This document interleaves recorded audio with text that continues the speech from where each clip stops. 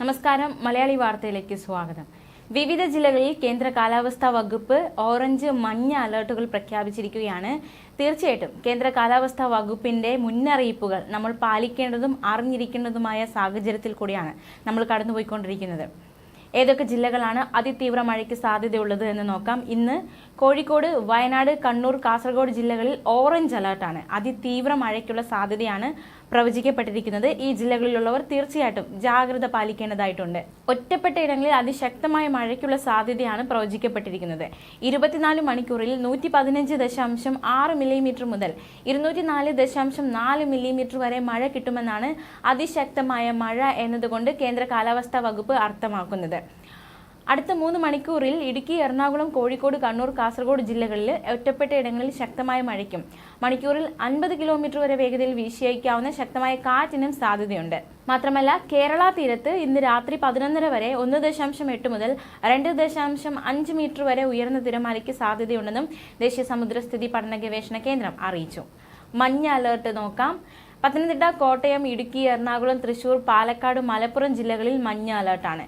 നാളെ മലപ്പുറം, കോഴിക്കോട്, വയനാട്, കണ്ണൂർ, കാസർഗോഡ് ജില്ലകളിൽ മഞ്ഞ അലർട്ടാണ്.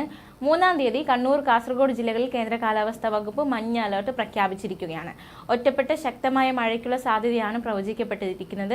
24 മണിക്കൂറിൽ 64.5 മില്ലിമീറ്റർ മുതൽ 115.5 മില്ലിമീറ്റർ വരെ മഴ കിട്ടുന്ന സാഹചര്യത്തെയാണ് ശക്തമായ മഴ എന്നതുകൊണ്ട് കേന്ദ്ര കാലാവസ്ഥാ വകുപ്പ് അർത്ഥമാക്കുന്നത്.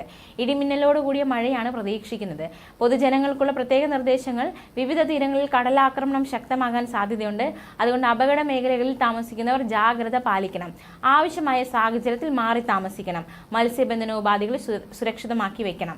അടച്ചുറപ്പില്ലാത്ത വീടുകളിൽ താമസിക്കുന്നവരും മേൽക്കൂര ശക്തമല്ലാത്ത വീടുകളിൽ താമസിക്കുന്നവരും വരും ദിവസങ്ങളിലെ മുന്നറിയിപ്പുകളുടെ അടിസ്ഥാനത്തിൽ സുരക്ഷയും മുൻകരുതി മാറി താമസിക്കാൻ തയ്യാറാകണം. സ്വകാര്യ പൊതു ഇടങ്ങളിൽ അപകടാവസ്ഥയിൽ നിൽക്കുന്ന മരങ്ങൾ, പോസ്റ്റുകൾ, ബോർഡുകൾ തുടങ്ങിയവ സുരക്ഷിതമാക്കേണ്ടതും മരങ്ങൾ കോതി ഒതുക്കുകയും ചെയ്യേണ്ടതാണ്. അപകടാവസ്ഥകൾ അധികൃതരുടെ ശ്രദ്ധയിൽപ്പെടുത്തേണ്ടതാണ്. ദുരന്ത സാധ്യത മേഖലയിലുള്ളവർ ഒരു എമർജൻസി കിറ്റ് അടിയന്തരമായി തയ്യാറാക്കി വെക്കേണ്ടതാണ്. അതിശക്തമായ മഴ പെയ്യുന്ന സാഹചര്യത്തിൽ നദികളിലോ മറ്റ് ജലാശയങ്ങളോ കുളിക്കാനോ മീൻ പിടിക്കാനോ മറ്റാവശ്യങ്ങൾക്കോ ഇറങ്ങാൻ പാടുള്ളതല്ല.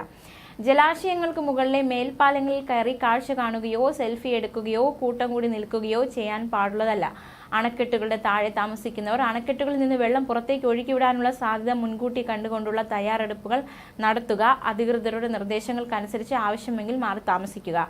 മലയോര മേഖലയിലേക്കുള്ള രാത്രി സഞ്ചാരം പൂർണ്ണമായി ഒഴിവാക്കുക. കാറ്റിൽ മരങ്ങൾ കടപുഴകി വീണും പോസ്റ്റുകൾ തകർന്നു വീണും ഉണ്ടാകാനിടയുള്ള അപകടങ്ങളും ശ്രദ്ധിക്കേണ്ടതാണ്. തീർച്ചയായിട്ടും കേന്ദ്ര കാലാവസ്ഥാ വകുപ്പ് മുന്നറിയിപ്പുകൾ നൽകുന്നത് നമുക്ക് വേണ്ടിയിട്ടാണ്. അതനുസരിച്ചുള്ള മുൻകരുതലുകൾ എടുത്ത് സ്വീകരിച്ച് അത് മനസ്സിലാക്കി ജാഗ്രതയോടെ ആയിരിക്കുക. മാത്രമല്ല, അതിനുവേണ്ട ക്രമീകരണങ്ങൾ അധികാരികളും എടുക്കേണ്ടതായിട്ടുണ്ട്.